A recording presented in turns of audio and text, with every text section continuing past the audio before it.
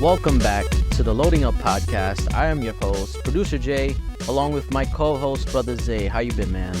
What's going on, dude? How you doing, man? I've been great. It's been a minute. It's been a minute. It has. Unintentionally. That's all right. Life happens, man. Yeah, I mean, full disclosure, been going through it past few weeks, like with work and personal stuff, and it's just been a lot, but it's getting better, so hopefully nothing like that will happen. And I felt bad too because you guys live streamed and I wasn't able to join, and I wanted to do like a quick save after, but I just had no. It was just really bad. But it's perfectly fine, man. Life happens. You know, we have families, we have jobs. Yeah, People will understand. Yeah. And speaking of like not having time, like I just finished. I mean, we'll get to it more, but like I just finished Metal Gear Solid 2 because I haven't played anything the past few weeks, like literally nothing. But yeah. But before we talk about more video games, I want to remind you to like and subscribe, and to leave a comment, and also leave us a rating on whatever podcast app you use, and join our Discord because we got some news that's coming up. We'll get to it a little bit later, but you definitely want to join the Discord for that. Definitely. And with that being said, what you been playing? Okay, so I had some time today because I had off and finally had time so I could just sit down and game, and I've been playing a lot of Baldur's Gate 3 just today. I'm knee deep in Act 3. I feel like I'm coming toward the end of the game, and I sort of don't want it to end. How many hours you got in it already? On Steam, 60. On Xbox, 73. Jeez. Yeah, because I got two different playthroughs. I got my Steam playthrough, which is just like by myself. I'm playing through the game. And I have on an Xbox playthrough where I'm playing with my friends Ron and Brea, who we get to play like maybe once or twice a week, you know, with scheduling issues. Yeah, but, because you have to be like the leader and exactly. Yeah. They have to join my game. So so we get to play about once or twice a week. But we are in Act 3 as well on my Xbox playthrough. So I'm just a little bit ahead on my Steam playthrough, but I'm having a lot of fun. I don't know if I want it to end. No, you think that by like they have to be planning some kind of DLC, right? Because I don't know. They have this game is way too popular to just leave it the way it is. Well, the thing is that there's so many different variations and different things that you can do within the game. You can play it maybe 4, 5, 6 times and see something different every single time. True. It's very true. So I don't know if they even need DLC, because you can literally kill some of the main characters and just go through the game with, you know, it's weird. You can do a lot of different things with the game. But besides Baldur's Gate 3, I've been playing heavy some Palworld. That's been the game of the month, it seems. Yes, it has. Took the world by storm. I looked into it. I mean, granted, I wouldn't have had time to play it anyway, but I feel like people grossly misunderstood what the game was. Because even like when we first talked about it, when it first got announced, it was not announced, but it was first shown out. Yeah, we just said it was Pokemon with guns, but it's way more than that. It really is. I underestimated that because I thought, I'm into Pokemon and stuff, but there's a lot more like survival aspect to it. And I'm gonna be honest, I'm not really into survival games. It's just not my thing. It's just like base building and resource management and all that stuff. Like I know a lot of people like it, but it's not my thing. Listen, I completely agree with you. Okay. I don't like survival games all that much. Ark, even Minecraft, some of the most popular ones, Conan, you know, I don't like them, you know, but Palworld, it's different. And really, it's different in the sense that you can make it as easy or as hard as you want. And the pals, they help you do everything. You don't have to do anything. Yeah, that was one thing that I saw and heard about that kind of differentiates it from all the other survival games, that you can actually have like a whole system in place. So you don't got to worry too much about that. I don't have to do anything. I walk into the game, I put it to make, and I just go about my business. They do everything else. That's it. Free labor. Yeah, exactly. We'll mention that later. So that's what I've been playing. I've been playing a lot of Palworld and a lot of Baldur's Gate 3 because those games have, they taken over me. Yeah. I mean, maybe I'll give it a shot. I don't know. We'll see. But before we get into the news and stuff like that, I do want to say that it is with great shame that I had to send my Asus ROG Ally back to Asus to get fixed because What happened? okay, I'm gonna tell you what happened right now. Okay. And I'm gonna just be straight up because it's probably my fault, but I don't know for sure. So I got the ROG Ally. I was setting it up, playing around with it, this and that. But I found online that it's very easily like repairable. You can take it apart and do this. Like it's very, if you know what you're doing, it's very easily to like manage all that stuff. Oh no. And I looked up a guide and stuff like that. So I found these buttons, these Xbox style buttons that you can replace the actual buttons that are on the ROG Ally. Because I love the ROG Ally. I like the look of it. I like the style. I like the feel. But the buttons, they look really, really bad. It's a horrible color choice. I don't know why they went with that. It's very, like, it's an eyesore, honestly. So it's not a big deal, obviously, but it's just problems, bro. It really is. Right? So I got these replacement buttons, and I looked up how to replace them, and it was pretty simple, but it took a lot of time, and there's a lot of steps to do it. So I did it. I opened up the ROG Ally. I replaced the buttons. I put it back together. Turned on fine. Everything was working, except for the lights that are on the sticks, and there's these two buttons that are technically not like they're not you don't need them, quote unquote, to play the games and stuff like that, but it's good for like management because one of them is the command center is what they call it, where basically you can control the power output, you can control the resolution, you can control like certain settings like the FSR and like sharpness and all this stuff. There's a bunch of like settings, and it's like quick settings that you just press the button, it brings up the menu, like a side menu, like kind of like on Xbox. Okay. And you can just quickly tap like what you need to turn on and off. And it's like, it's really convenient. And then the other one was what they call the armory crate. And it's basically just the hub for every game you have installed. And it just brings it all together. So you have stuff from Steam, the Xbox app, Epic Games like a one-stop library. Yeah, pretty much. And it just automatically has everything there, so you could just launch it from there. You don't got to open up any apps on the side or all that stuff. So It was just those two buttons and the lights that were not working. And like I said, technically I could have left it like it worked fine, everything else worked fine. It was just those buttons and the lights that weren't working, and I would have left it, but I do have a warranty. So I decided, let me just bite the bullet. I'll send it back, and they'll hopefully fix it. But yeah, I just sent it out today, actually. I was supposed to send it out a few days ago, but there was a mishap with FedEx and them not being able to print out the label. It was annoying. But yes, so I'm going to be without my ROG Ally for at least 2 to 3 weeks, and I'm very sad. Man, you just had to mess with it. I know. And honestly, like I said, I don't know.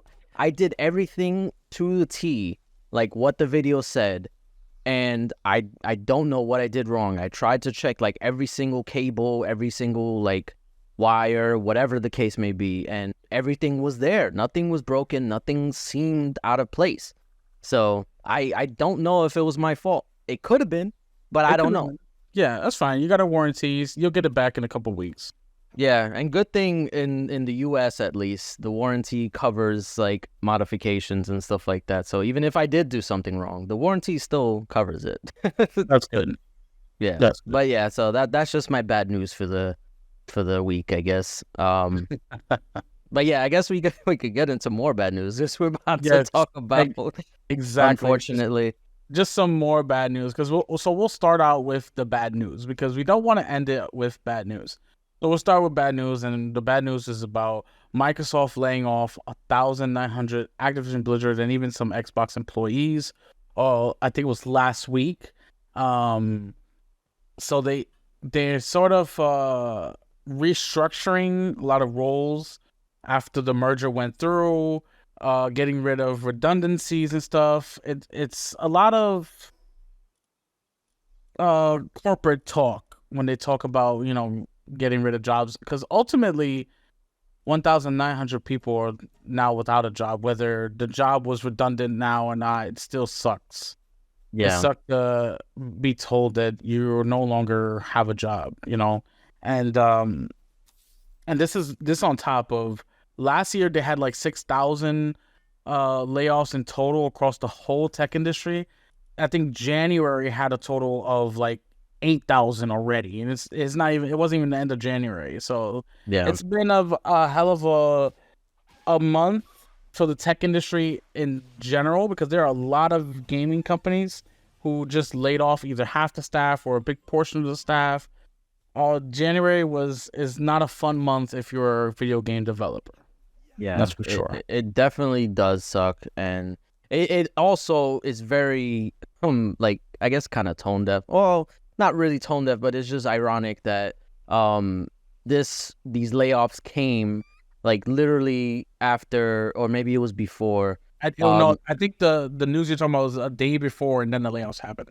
Yeah, so that Microsoft just hit the $1 trillion market cap in their stock exchange, and it's like granted, obviously that's Microsoft as a whole. It's not just like Xbox or whatever. So like it's different, department.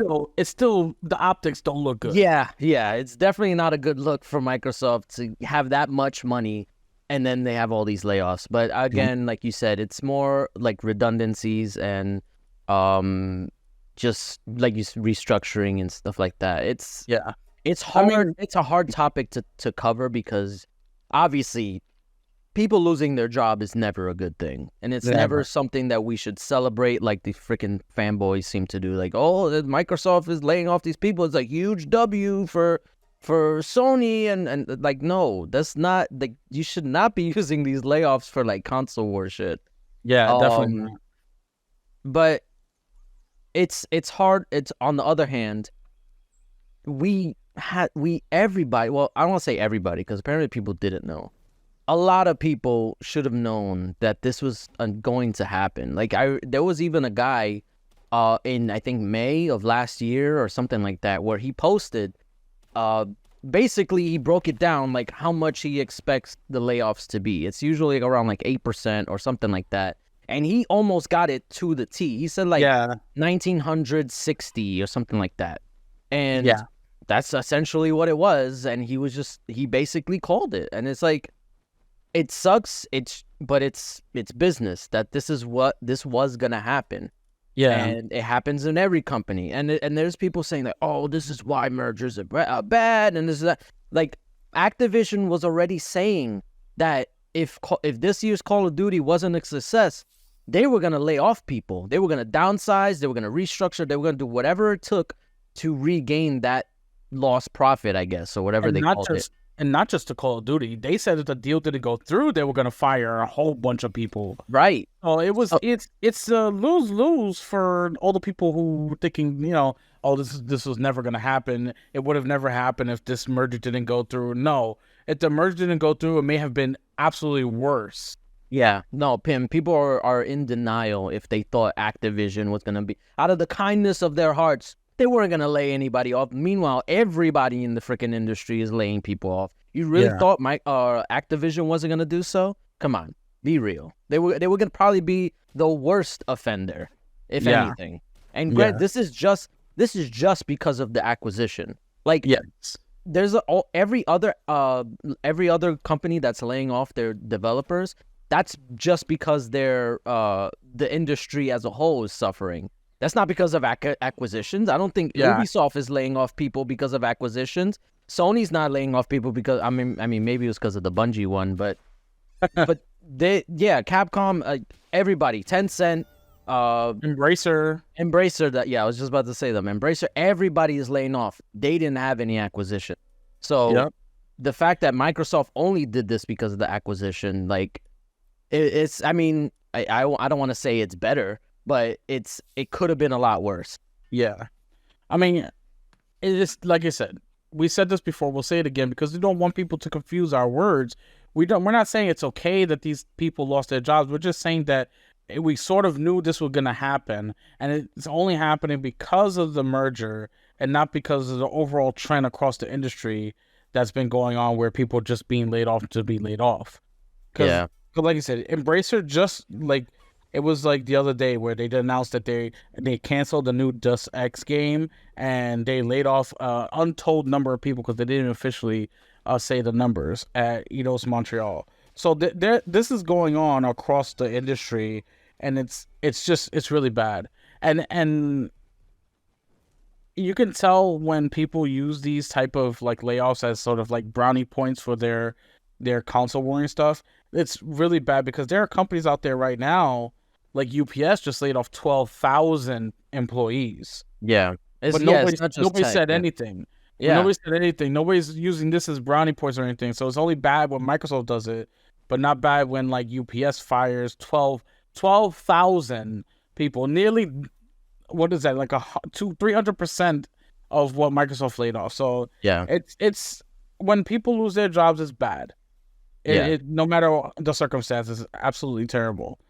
So we just have to hope that it doesn't continue, especially at Microsoft.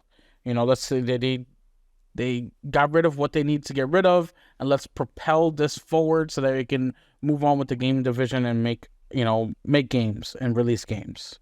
Yeah, you would have to think that. I mean, I forget who said it, but you have to think that they're purposely. Maybe it was Matt Booty that he said that these layoffs are so that way they can, or these restructuring, as he said it, so that way they can make games like better in the future. Hopefully that means that they won't have to lay off more people in the future. Yeah, we'll see what happens, but honestly, the way that last year went and this year is starting, I don't think we're gonna be seeing the end of these layoffs, but. Oh no, it's bloody January as they're calling it with the amount of layoffs happening. So let's hope that it doesn't continue, but it doesn't look very bright out there. Hopefully it's not as bad as it has been. Yeah. All right, let's move past that very depressing news and get on to a little bit better news. So Apple has decided to open up their App Store to game streaming services. So now people can use xCloud and streaming service like GeForce Now on the App Store instead of using like their iOS browser like they have been using before. Mm-hmm. So this is just opening up the market even more, so that way the App Store doesn't have sort of like a monopoly. I think it's taking effect first in the European Union, and then it will be released worldwide. But it's just good news for all the streaming services, people who use streaming services, and people who use Apple in particular. Because as we know, the new 15 Pro Max can play actual video games on the, you can play like Resident Evil, you can play actual video games on the new 15 Pro Max with their, I think it's the M1 chip. So this is just going to open up floodgates of more gamers joining, because Apple's, what is it, their arcade, the Apple Arcade is huge in the Apple world. Like if you're an Apple fan, you probably have access to Apple Music, Apple Arcade. It's like a $39 subscription for the month, but you have access to a whole bunch of different things, and people use it. So the video game market is ripe for the taking right now, and this is just going to open the floodgates for more gamers. Yeah, I mean, this is only good news, at least for gamers. However, I remember reading something about the way they're doing this. Yes, they're opening it up, and they're making it a lot easier for third parties to be able to put their content on the App Store and get it to iPhone users and stuff like that. But I believe that there's like some type of I'm trying to read it now, but it's like a lot. The fees that they're instituting And that's the issue that is, even Sarah Bond like commented on it, and it's basically just like egregious how technically they're opening it up, but now basically they're taking more fees or something like that. All right. Did you honestly think Apple wasn't gonna be greedy Oh here? yeah, I mean, Yeah, it's good for we gamers, should have but known better. also Apple's gonna be like, all right, we need 35-40% of the sales and all that. It's gonna be absolutely ridiculous because Apple's gonna be Apple, you know. They didn't get to be a $1 trillion company by, you know, being absolutely nice and generous. Yeah, I mean, so at least now these companies like GeForce Now and Xbox, xCloud, that they have the ability to do it, whereas before, like, Apple just straight up didn't allow it. But now they have the ability to do it, and I guess they'll just continue to fight for better like fees or cuts, whatever Apple gets. Yeah.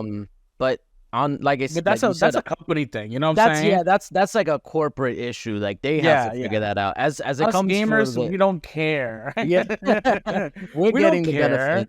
We don't care who gets a cut of what. Listen, we just want to play the game on whatever is most convenient for us.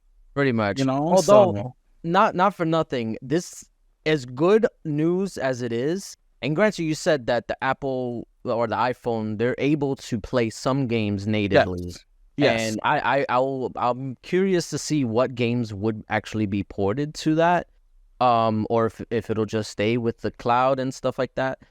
The issue is, I don't know if you've used xCloud like a lot recently, but literally it's almost unusable during peak hours, because when you're trying to play certain games, especially if it's a popular game, like, I can't even imagine if you try to play like a game like Palworld now. Oh yeah, no, there Palworld had like 50-minute queue times. Yeah, but you have to understand something. We'll get into the power situation, but when it's peak time, like you're saying, and it's a super popular game, you're gonna have to wait. It's just, you know, unless you download it natively to like a console or a PC, but there's just no way around that.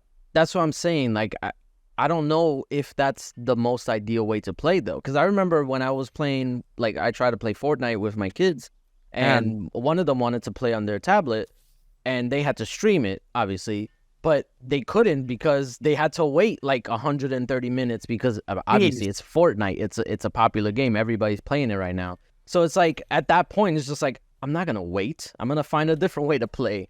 Like, eventually we found another way, but it's just like, that's the price you pay when it comes to like cloud streaming. And it's like, I feel like if eventually, I mean, we can predict that eventually, maybe not even within the next 10 years or 20 years, but eventually everything's going to be in the cloud. The same way it is for like Netflix streaming movies and stuff like that. All these games are going to be just streamable.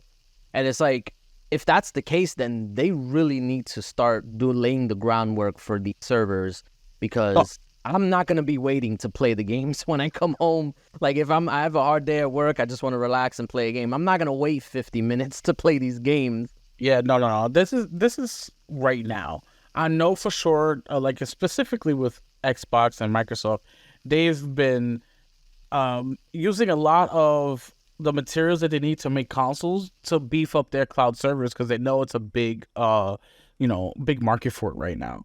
Mm-hmm. So it's gonna get better. You know, this is still very early, but for what it is right now, it's really good. Like, my brother, he wasn't able to play on a TV, so he was literally streaming Fortnite, and he said he had no latency. As long as he had good internet, he said it was perfect. It was great. So it varies. You know, it depends on the situation for sure. No, when you're playing it, it's great. Honestly, like, I've played it, aside from like resolution issues, I never really had issues with latency or lag or anything like that. It's mostly just like the look. You see like artifacting and stuff like that. But I can understand that with streaming. It's like, that's not a big deal for me. Obviously, I'm just trying to play the game at that point. I don't care about how it looks. Yeah, I mean, some people don't have a choice. But for those who do have a choice, just download it natively to console or PC. I mean, there's so many different avenues where you can do that, you know? Yeah. I mean, we'll see. I mean, honestly, with iPhone, like basically like opening the door to like native streaming. Like you have to think like Android is gonna be doing the same thing. Even though there's certain phones right now. I think like with the like Razer phone or something like that, you can download certain games. I don't know like which ones, but you could download like high quality games on it and play them natively. Yeah. But I wonder if they'll bring that to like the flagship phones, like the Samsungs and the I'm sure they would. OnePlus and stuff like that. I'm sure If there's a market, because I honestly right now I think the only reason why they haven't is because they didn't feel like there was a market for it. But now if you have Xbox, especially now they're trying to branch into mobile, they're probably going to want to bring their tentpole franchises to mobile. That'll entice these phone manufacturers to like support that, you know? Because then with the flagship phones, a lot of it just be an update because these phones are really powerful. Yeah, they have a lot of things that they could do with them. With their Snapdragon 8 with the new Samsungs. Yeah, you know, it's literally a computer in your pocket. It's crazy too because I remember I was talking with someone on Twitter about it. And I was doubting myself because I think it was about when they announced the Paper Mario remake for the Thousand Year Door. I was in doubt. I was like, "There's no way like that you can only play this on the Switch. Like, there's no way you can like emulate this on a phone." And then somebody said like, "No, you can." And I was like, "Really?" So I tried it myself, and I did on my phone. I had the Dolphin emulator, and I was playing. Paper Mario on my phone. I was like, damn, I did not even realize how powerful these phones are. I remember just like, I mean, I say a few years ago, it was like 2016 or whatever. My PC was struggling to emulate the GameCube on like to play the games on it. And here we are. Like now I could play it on my phone. Like it's insane. Bro, it's 2024. These phones can do absolutely amazing things. They blow the Switch out the water. Okay, they'll be able to 100% play these games on the phone. I have no doubt about that. Yeah, I mean we'll see how this progresses, but sure. All in all, this is a good move for the gamers. Maybe not for the companies, but that's for them to sort out, as we said. Yeah. Now let's move on to Palworld because it came out on January 19th, and it took the gaming community by storm. It really did. Insane. It was absolutely insane. We're talking about 8 million sales in like 5 days. We're talking 19 million total players in less than 2 weeks. 12 million of that was on Steam. 7 million of that was on Xbox. They just say Xbox. They don't say if it was on Game Pass or whatnot. Because you can't buy the game on Xbox. Yeah. The game really took the world by storm. People thought it wasn't gonna do anything. People were like, it's just another game. Next thing you know, so many people are playing it. So many people are posting clips. This is a super indie developer. They did the game before this. It was Craftopia. That also came out on Game Pass, but it just didn't stick. Not the way Palworld is sticking. Not the way it's been, growing. Yeah. Palworld really set the world on fire, and it got people playing, got people talking, got people to buy this game. I mean, and not to mention 8 million copies is insane. It's insane, and this is an early access game. It's not even a full game. Like this is honestly, this is like Minecraft early stages of Minecraft levels of success. So I remember the same thing happening with Minecraft. Like people were wondering, like, how the hell this game is like freaking like cubes and like low end graphic. Like, how is this so popular? Yeah, and this is essentially the same thing. Like, not like in the terms of like how it looks, but it's an indie game and it's an early access game, and it's like everybody wants to play it. And I'm honestly surprised because when we first heard about it or when we first saw it, like we were joking, like, oh yeah, Pokemon with guns and stuff like that. Meanwhile, like when you actually play the game, it takes a long ass time to get the guns. So it's like it's basically just Pokemon versus survival, or with survival elements. But yeah, no, this is honestly a really like out of nowhere success. Yeah, and nobody could have predicted this. Nobody. It's Not even the also developers. not even the developers. Yeah, they were posting on Twitter like they were surprised at how many people are actually playing this game. Absolutely. But it's also interesting too because it literally I want to, it was like maybe like a week or two before that they announced it for Game Pass or announced it for Xbox. And it's really interesting that Microsoft, like, they just knew to get this game.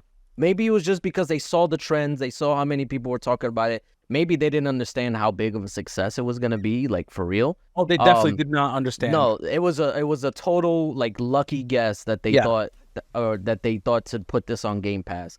Not only to just get it on Xbox, but put it on Game Pass. Because that also helped, like you said, like a 70 million people. We don't know how the breakdown, but I mean, I'm assuming a big portion of that is on Game Pass. For sure. And it's also interesting to note too, because the differences between the Xbox and PC version on the Xbox store on PC versus the Steam version, it's really different. Like, I wonder, because it was such a last minute addition, that they had to basically get an older version of the game to run on the Xbox, because there's certain features that are on the Steam version that aren't on the Xbox version. All right, so that was the case like a week ago, because the Xbox version just got a major update. They just fixed a lot of the things, and they're adding so much more things on the Xbox. So that was like a week ago. But people have to understand, this game is early access. This is not a full-fledged release game. You know, they're gonna continue working on it and continue pushing out updates, and it's gonna get better. For some, it may get worse. Who knows? But the fact of the matter is, it's still early access, and that, for me, that gets it a pass. That gets it a pass because they're working on it. It's early. It hasn't been released. It's not like a AAA game that just came out and it shut down immediately. Suicide Squad. So we give games that are in early access a pass because they're working on it. I mean, these people, they started out Pocket Pair. They started out with 48 people. You know, some of them didn't even know how to make video games. They're learning as they're going. And then they created Palworld, and just out of nowhere, they had to hire more people. They have a roadmap. You know, this is like, they're going to keep working on this. And as long as they have people playing the game, they're going to keep, you know, pushing out those updates. And whether they come sooner or later versus which version on Xbox or Steam, yes, it's going to be different. But you have to understand, this is all early access. So for me, I give it a pass because it's early access. Yeah, ultimately, I think it's going to be fine. I mean, even the developers have said that the reason why the Xbox version is lagging behind in features is because of Xbox's certification process, where they have to vet each update to make sure that it doesn't break the game. And especially because this is a game preview. So they can't just let any update go through without first checking it. It's different for the Steam version because they can just put out whatever update. If it breaks the game, it breaks the game. They got to fix it. So it's just a difference in philosophy.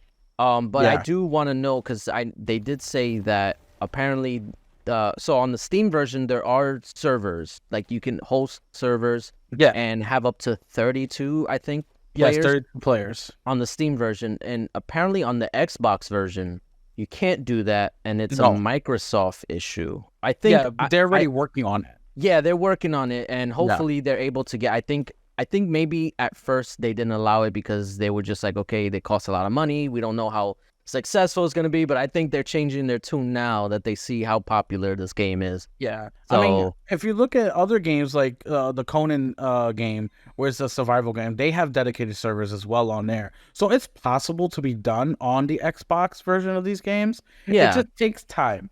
Like I said, it's in early access. Give it time, it will get there. You know? I mean, if this was a AAA game, we can, you know, bash it all we want, but it's early access. These people are doing their best with however many workers they have now. But, you know, they're out there, they're working, and they're bringing some really fun, awesome gameplay moments. I've been playing a lot of it. and it's really fun. And I don't play survival games like that. I never really played Ark. I don't do Conan or Minecraft. I don't like those type of games. I feel like a second job. But Yeah. Palworld is different. Palworld really hooked me because like I could just catch a pal to do a particular job, and they're out there mining, wood, stones, and everything I need. So when I come back, all I gotta do is set the things to make, and they even help you make the stuff. You don't even Yeah. have to do any of the actual survival stuff. You can literally just roam around, catch the pals, and start fights and stuff. It's so fun. It's the little things. I'm curious if they're gonna add like a actual campaign or story mode to it eventually. Well, I mean, right now they have where you can, get stronger and fight pal bosses. Yeah. And I'm talking about like more than like Yeah, just yeah. like a story or Yeah. I mean, I don't know. It would be pretty cool, but again, it's early access. We just yeah. gotta wait for it. Right now. I'm having a lot of fun playing it. It's definitely different. And if you don't like the survival stuff, like you don't want it to be too hard, you can customize the settings to where it could be like super easy. You get your Oh, experience super high. You get you don't have to worry about food so much because or your stamina. You can yeah. customize the game to however way you want to play. And I think that's what made the game so successful, especially for so you can completely just make it like as easy as you want or as hard as you want if you want that extra challenge. So it's really customizable on what you can do. And I think that's where it resonates with a lot of different people. Yeah. Well, I mean, we'll see. We'll track this progress as the game goes on. But before we move on, I do want to talk about a little bit the controversies that this game has gathered, I guess you can say, about the whole copyright of Pokemon and how they stole the artwork and how there's AI apparently involved. And when I saw that stuff, it's just silly. Like why Nintendo fans are ruthless when it comes to anything regarding Nintendo. On both sides. They can be extremely defensive and they can be extremely critical. It's so weird. Like Nintendo fans are a breed of their own. Like that's why whenever like you talk about the console war, it's usually about like Sony and Xbox. Nobody ever mentions Nintendo because Nintendo fans they're on their own island fighting with each other. So no, this game they didn't. I mean, obviously they took inspiration from Nintendo or from Pokemon because I mean, obviously if you look at some of them, they look very similar. But at that point, like you can argue that it's more of a parody than it is like blatantly copying over anything that was Pokemon. Because like Pokemon owns the copyright to like the name and the likeness, but obviously they don't own like for example Pikachu. Like they own Pikachu and they own like the yellow and the red and the brown or whatever, but they don't own the idea of an electric mouse. And obviously there's a pal that's like Pikachu in the game that looks similar. like it. It's very similar. So it's like they don't own that. So you can they can make their own thing. It's not like there's very like strict guidelines when it comes to copyright and stuff like that, and I don't think it infringes on it. Definitely not. I mean, listen, the one big it was like a big video, a big article talking about how the pals were that it's almost exact dimensions compared to the Pokemon, and then literally a week later that was completely debunked. The guy completely made up almost all of it and fixed dimensions to the pals. It was completely fabricated. Yeah. And then the situation with AI. So the AI was not used in Palworld. They didn't use the AI in Palworld. What they had mentioned with AI with Palworld is that the CEO of Pocket Pair had mentioned before the game was, while still in development back in 2001, mentioned that he's interested in AI. So then people just took it as, Palworld is using AI. Well, it has nothing to do with the two. Yeah. People are just speculating and just they think AI and they see bad. Yeah, he So mentioned AI, so therefore is bad. yeah, yeah. So a lot of the controversies were just a bunch of fanboys saying silly, redundant stuff. And Has they nothing to even do with like and actual games. it sucks because like the friggin' developers even got death threats, and it's like, come on, like why are we still doing that? Like it's 2024 and we're still doing that? Like, Yeah. come on, that's like a meme at that point. Like it doesn't do anything. You're just making yourself look stupid. Like, and you're getting triggered over what? It's a video game. Like, what does it matter if it looks kind of like Pokemon? Like, you still have Pokemon. You can still play that. Nothing is stopping you. Pokemon is not going to go away because of this game. So it's like, for what? Why are you getting upset? Hopefully it shows Nintendo and Game Freak that there's a market out there beyond the Switch that want something that's kind of like Pokemon on other things, and maybe they can work on making their games a little bit better and optimize them a little bit better, because Scarlet and Violet were very poorly done. Yeah. They were optimized. It was like the frames were stuttering. Yeah, It's absolutely terrible.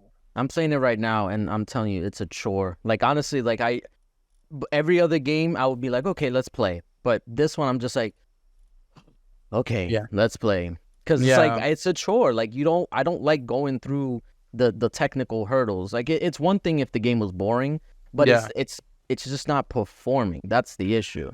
And then maybe if the Switch 2, whatever it's called, ends up being like backwards compatible and gives upgrades to these games, maybe it'll be better off that way. But right now, it's a struggle. Yeah, so hopefully this pushes Nintendo to do better. You in a perfect world, I would agree, but this is Nintendo, and they don't give a shit because they know, like I said, their fanboys are very unique in that they will talk shit about Nintendo up and down all day, every day, but still buy their shit. So it does not matter what they do, how badly they do it, they will still come back. Yeah. That's why, like, I think it was Jeff Grubb who pointed out that the worst, I said it before, the worst Mario Party game on the Switch sold more than God of War Ragnarok. That's just Nintendo fans. Like, they don't care. It could be the worst thing ever. They'll still buy it. I mean, they're still buying Mario Kart 8. Yeah, Mario Kart 8 is like 50 million in sales. Like, come on. It's absolutely insane. You're right. I mean, what can you do? It's wishful thinking. Yeah, but I mean, we can hope. That's all we can do, though. Definitely. All right, let's we'll move on to a few. We got like 3 more news articles. This one's a quick one because we're talking about the Insomniac hack a few like last year, the ending of last year, or even the beginning of this year. I'm not even sure at this time. January is so long. Yeah. Well, the Insomniac hack happened, and it was a lot of stuff that was leaked out because of it. And it turns out that people on Reddit actually got a hold of their Luna engine for Insomniac, where they created Spider-Man, and they're now got it working to the point where they're making a Venom spin-off game and porting Spider-Man 2 to the PC before Insomniac actually does that. Oof. And it's just absolutely insane. I was going through the Reddit post earlier, and these people, I mean, they need to be in game development because it's absolutely insane what they're doing. I mean, honestly, they might already be there. Like, I'm not gonna say I don't know for sure. Accusing. No, I'm not accusing anybody of being like developers who are trying to do this stuff. But it's like, how are you able to do this stuff and like port these games before the actual? I mean, I know it's more of like there's a lot of cooks in the kitchen that you have to go through in order to get these things out. So I know there's that aspect. Whereas with the public, you can just do things whenever. Like, you don't got to worry about running it by Sony because they're not going to care. I mean, they are going to care, but you don't have to run it by them to get it approved because they're obviously not going to approve it. You can just put it out there, and people, the same thing with the Wolverine leak, that people will just do it and get it. So it's like, it's very interesting how this leak has become a lot bigger than people anticipated. And I don't know where. I mean, obviously this doesn't change anything, but it does basically like show what Insomniac has been working on. And I don't know where they go from here. I guess they just move on. Like, they just got to keep pushing forward because there's nothing really they can do. It's already out in the public. Yeah, there's really nothing they can do. I mean, they can pursue the hackers and try and they can. That's what they can do. But it's out there already. It's too late. You know. So yeah, I mean, hopefully this. I mean, we said this before, so I don't know how true it will be, but hopefully there's not much more that can leak, but only time will tell. Only time will tell for sure. All right, let's get into some rumors. We got rumors of AMD handheld. Sony. I'm sorry, it was a Sony handheld powered by AMD that's compatible with PS5 and PS4.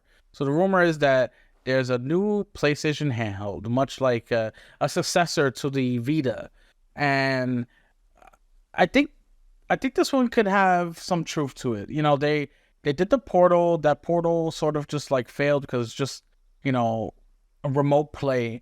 But people really want a handheld where they could play their games at, you know, or where they can play dedicated games natively for that particular handheld, like the Steam Deck or the Asus ROG Ally. So there's a market out there, and I think Sony really wants to get back into that market because they really had something when the PSP was around, and I think they just let it die basically, and they want to get back to it. And so I kind of hope this rumor is true because I loved my PlayStation Portal. I'm sorry, PlayStation Portable. It was great. I absolutely loved it. I mean, of course, the UMD like discs were terrible, but overall it was such a great system. It was way ahead of its time. It was way ahead of its time. Way ahead of its time, and I absolutely loved it. So I hope that they bring something similar to the PlayStation Portable back into our hands because that will be really, really dope. Yeah, honestly, it's actually kind of funny that like all this came out a little bit after the Portal came out, and now everybody's trying to do damage control. It's like, oh, but it's a different device. It's gonna be.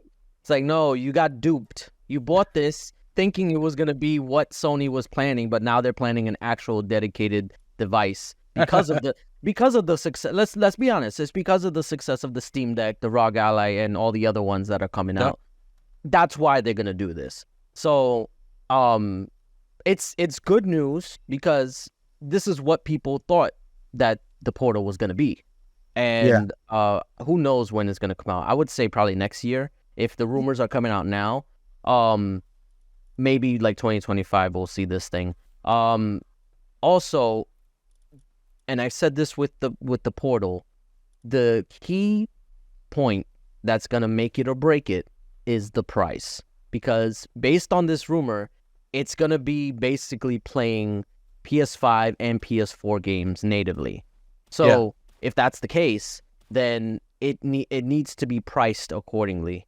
I don't know how they're gonna do that. Maybe, like I said, maybe a year from now if it does come out, it'll be more cost effective to release it and they could price it accordingly.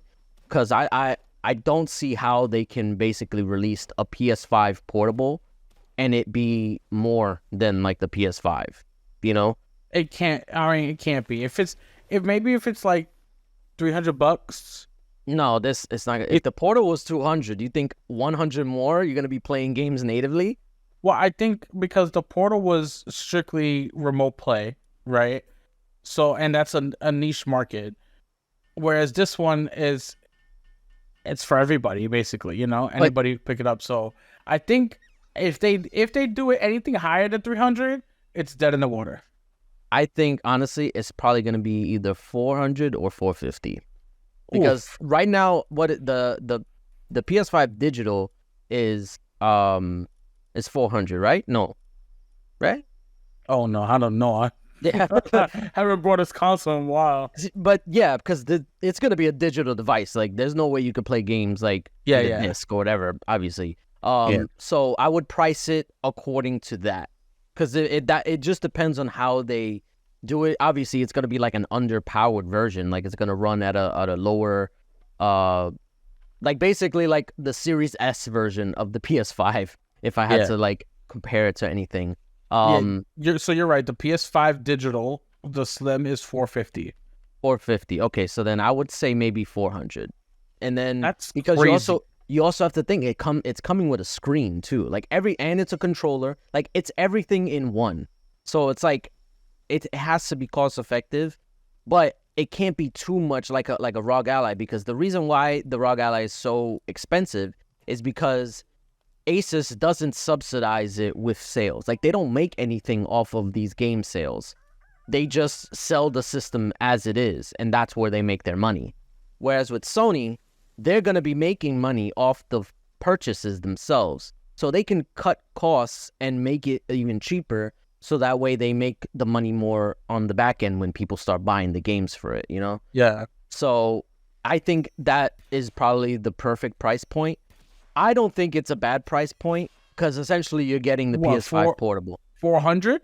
I think 400 for a portable console is, especially with the Switch 2, is also rumored to be 400. I think that's a perfect price point. You're bugging. $50 more, you get a whole PS5. I can't do that. I mean, yeah, but that's a whole. It's not portable. That's a selling that point. shit around. I'll make it portable. You got to think like that's a selling point for people. Nah, bruh, that's too much. That's too much. I mean, $400. I mean, come on now. For 400, see, the thing is too, this is only for PlayStation game. Yes, like that's the issue too, that not like people are not really realizing. Although they have a lot of games, it's limited to just PlayStation games. Like you can't. I mean, maybe eventually people will like homebrew it and hack it so it could run whatever. But based on like what they're trying to sell, like it's not like a ROG Ally where I can run Xbox games, I can run Steam games, I can even run Switch games on an emulator. Like I can run so many different types of games on that device, which is why like it makes it more like appealing to me. Whereas it's with just the PlayStation, like unless you're like in the PlayStation ecosystem, like you got all the PlayStation stuff, then that'll be for you. And it really just depends too, because you also got to think, if it's as powerful as a PS5, like you could play PS5 games and PS4 games, like what's stopping them from just adding like an HDMI out and then you could just plug it into your TV? Like at that point, you don't even need a PS5. You could just plug in the portable and then just play it that way, like a Switch, essentially. I mean, I don't know. Well, yeah, we have to see. Obviously, this is just a rumor. We don't even know if it's a real thing. Yeah, I mean, because the PlayStation Portable when it came out was $250. Was it? I believe the price was $250 when it released. It was back in 2005. I believe it was $250, and that was reasonable. That was $250 is not bad. If you're going into $400, $500 range for a portable device, I can't do it. That's crazy to me. Well, it's not for you. Just put it that way. This is for the enthusiasts who want to take their gaming on the go and not be tied to a freaking internet connection like the Portal. I don't like you right now. No. Listen, this is weird for me too. I'm defending Sony on something for a change, but no, because I want it to be good. I want it to be priced at a good point so I could buy it, because I would buy it if it was reasonably priced and it can do the things that like a PlayStation, a PSP, original PSP or a PS Vita. If they could do those things at a reasonable price, I'll buy it. But the thing is that you're like you're saying with the PSP, you couldn't play like PS2 games on it. Like it was specific versions for the PSP. So it's like it was a different device. Whereas this, it's gonna be, I mean, based on the rumors, it's gonna be a PS5, like internally. So I don't like your logic right now. You're hurting my brain. No, that's what the rumors say. Like, it is. It'll be an underpowered PS5 essentially. Yeah, yeah. I mean, we'll just have to wait and see because, like I said, it's just rumors. Yeah, it's We just don't rumors. even know if it's actually coming out.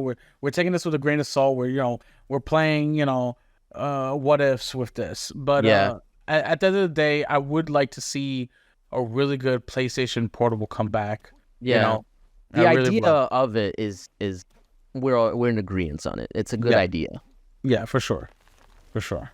Um, all right, so I mean, the last bit of news we have is on Wednesday, PlayStation had a state of play where they showed some of the latest games that are be coming out this year and a little bit beyond. Um, it was a 40-minute showing. It showed off some games like Silent Hill, Death Stranding 2, Stellar Blade, and the Until Dawn um Remake, remake remaster. Well, remaster, I on would the say it's a PS5. remake because they switched it to Unreal Engine, so it is Okay, technically a remake. it's just a remake. Okay, okay. They showed Rise of Ronin, the Metro Awakening, which is a VR game. Um, they showed a game called Judas. It was had a story trailer. They showed Sonic Shadow Generations. Dave the Diver was coming out with some new DLC. They started off with Helldivers 2, a little showcase of that. Helldivers 2, Death Stranding 2 took up majority of the time. And they really showed a lot of Death Stranding 2.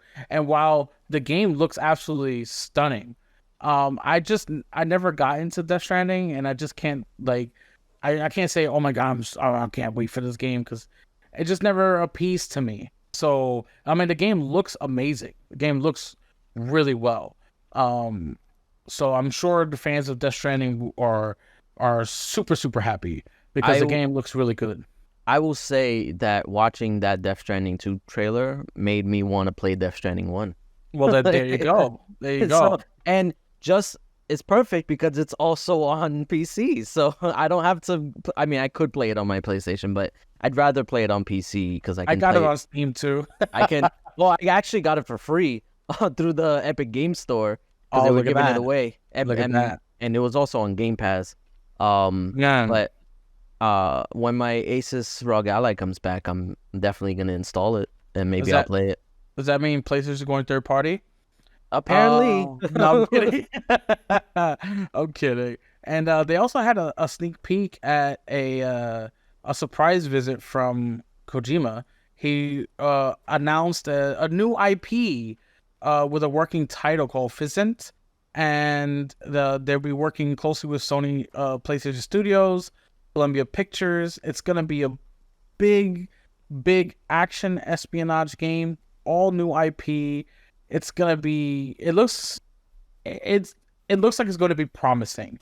When What? Kojima, what No, go ahead, Giffen. I was gonna say, when Kojima makes a game, we know it's going to be something epic. Yeah, Something epic is going to be going on. But they did say it's going to take some time because it's going to officially start production after the release of Death Stranding 2. So this is some time away. yeah. So This it's is not probably like like this is a I, PS6 game. yeah. I was thinking the same thing. It's going to be like next gen game, Yeah, not he, not this gen. I think he did say the next generation or something like that in the Yeah, post. yeah, But basically like what people have been assuming is that this is gonna be essentially the spiritual successor to Metal Gear Solid because Mm, Konami, I mean, so far aside from that survival game that they did, they don't seem to want to do anything new when it comes to Metal Gear. They've been doing the remakes and the Master Collection, but they haven't said anything about a new game, and I don't know if they ever will. But this basically, because what people were focusing on is the espionage, but that was basically like what Metal Gear Solid, like the tagline was, tactical espionage action. So when you yeah, say an action espionage game, like that's what you go to. Your yeah. mind goes to Metal Gear Solid. So basically, PlayStation got the spiritual successor to Metal Gear Solid, and they got the original creator. Like we said, like this game is way out there. It's probably gonna be like mid PS6, probably like 2037 maybe. It's like, Jesus Christ. yeah, I mean, we're gonna be deep in the next generation before we see this game, judging by how Kojima likes to take his time with this game. Because Death Stranding 2 is not even coming out until next year. I mean, they didn't even say 2024. They put it out there and be like, yeah, it's gonna come out whenever. No, they did say it's due to launch in 2025. They did say 2020. Okay, so then yeah, so there it you is go. 2025. Yeah, So yeah, which is very. I mean, I feel bad for any game coming out in 2025 with GTA 6 right on its tails. Well, well, it really just depends on when GTA comes out. Because if it comes out later on in the year, then the front half of 2025 is gonna be loaded. And every game is going to be coming out in the early months just to stay clear of GTA. So yeah. But yeah, overall, I thought the state of play it was okay, and we spoke about it a little bit before we started. That I thought it was okay show. I had to lower my expectations a little bit because I feel like every freaking time they. You hear rumor. I mean, granted, this is just Twitter, so I mean that's my own fault. But I see it all the time that people are just hyping up. Oh, there's gonna be a state of play. There's gonna be a showcase. Like it's a secret one. It's super secret, and it's like they're gonna show their whole slate. And it's like every single time, it's like a letdown. Oh no, this one was. Oh, we're gonna get Xbox games. Yeah, Sea of Thieves is gonna be on it. Rush and so. The same, the usual suspects are they hype this up as the freaking second coming. But I didn't do that because I know these state of plays. Basically, Sony has already they've tempered expectations enough times where like when it says state of play, it's usually like it's a third party showcase. They might have a few surprises in there, but mostly it's gonna be just like games either we know about or that we heard about, like nothing too crazy. Yeah. At least when it comes to the first party stuff, like they may have I think one year they had the Resident Evil 4 remake announcement, which was cool. That's a good get. But for the most part, these state of plays, they don't really have anything to show off that's like crazy. That's gonna change not the industry, but like that's gonna like get people talking. I guess this time it was Death Stranding 2, but we already knew about that. I mean, it looks great, and if you're a fan of the series, then, you're excited for it, but it's like, it's nothing like crazy. I guess that the crazy part was the new game that he announced, but we don't know anything about it. Yeah. So, it's really, it comes down to just like setting expectations. I already set the expectations low when it comes to the state of plays. And the games that were shown off, they were okay. I do want to point out something that I don't know if you noticed, but the Stellar Blade was shown off. Oh God! And it looks okay. Like I don't think it's gonna be anything great. I thought it looked okay.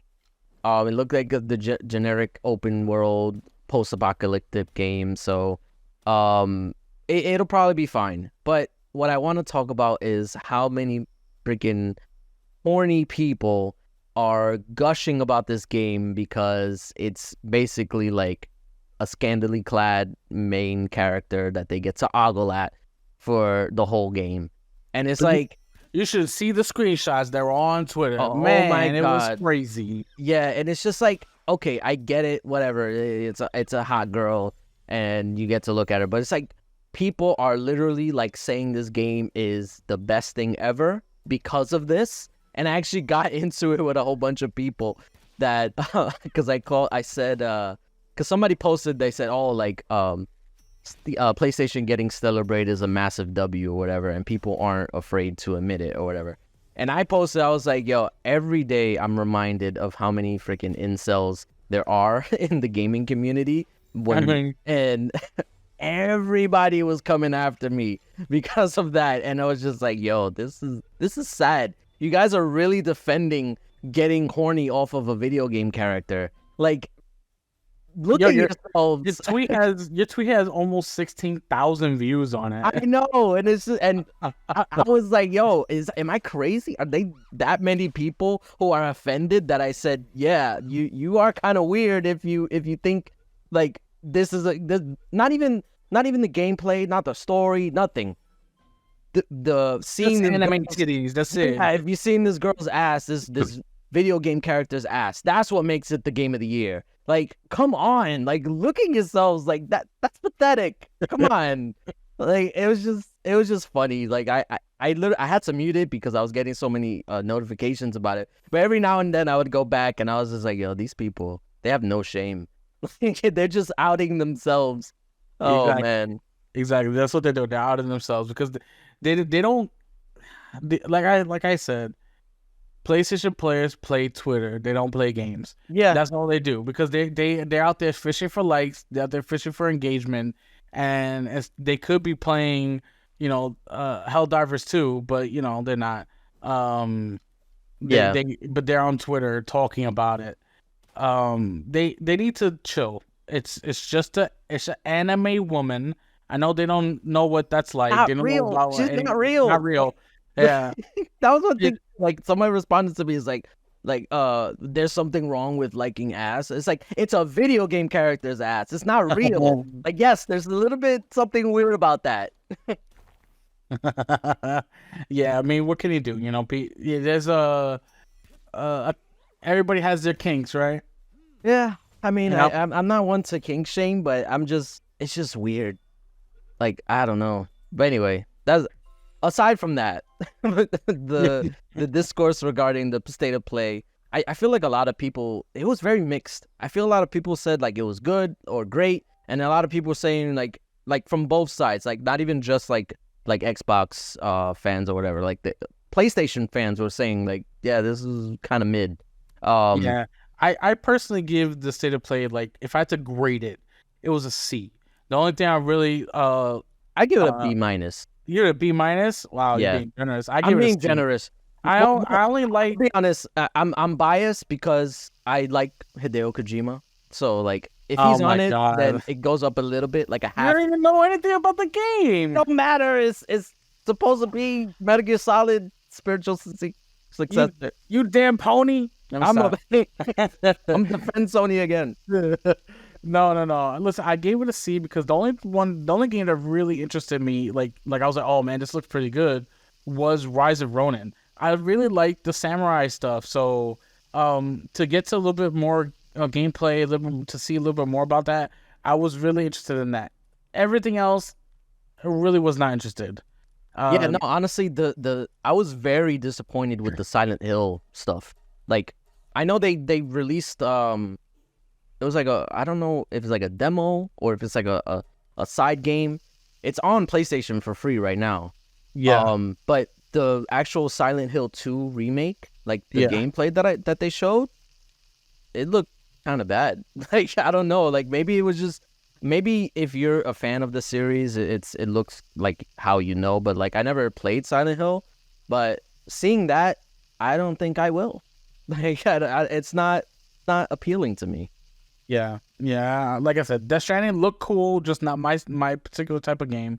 Well, so, yeah, I mean, Death Stranding really looked good. amazing. Like, yeah, honestly, it looked really, really, really good. Like, honestly, it looked good. Yeah. I just don't like that particular type of game, so I'm not really crazy about it.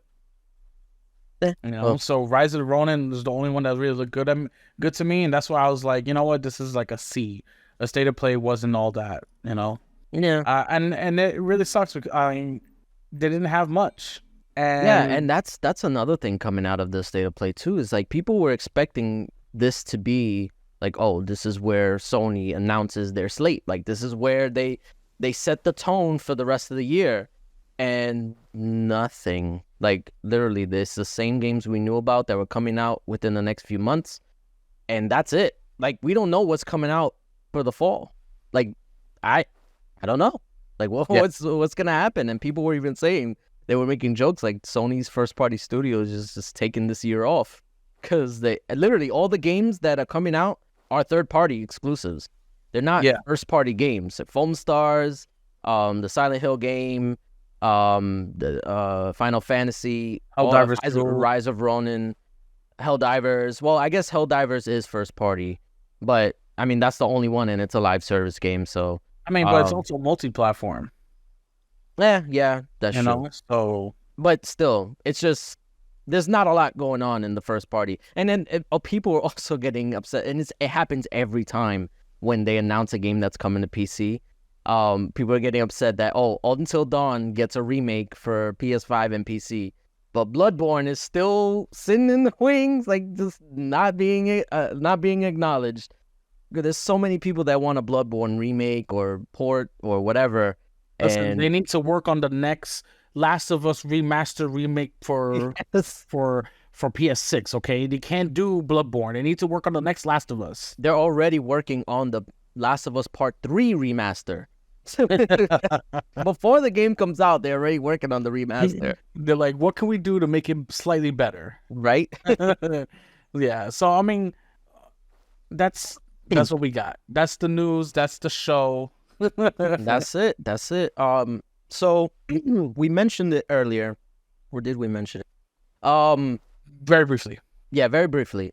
So next week it's gonna be a little bit of a change of pace because we actually have a special guest coming on. It's a developer of a fan game. It's called Sega versus Capcom, right? Yep. Yes. So we got in touch with one of the developers of the fan game, and he's gonna come on, and we're gonna talk about the game. And honestly, I looked at the preview and the trailers and stuff. It looks really cool. Like honestly, I never thought something like this. Like I would want something like this, but it's like there you go. That's what fan games are for. So yeah, we're gonna have him on, and it's gonna be exciting.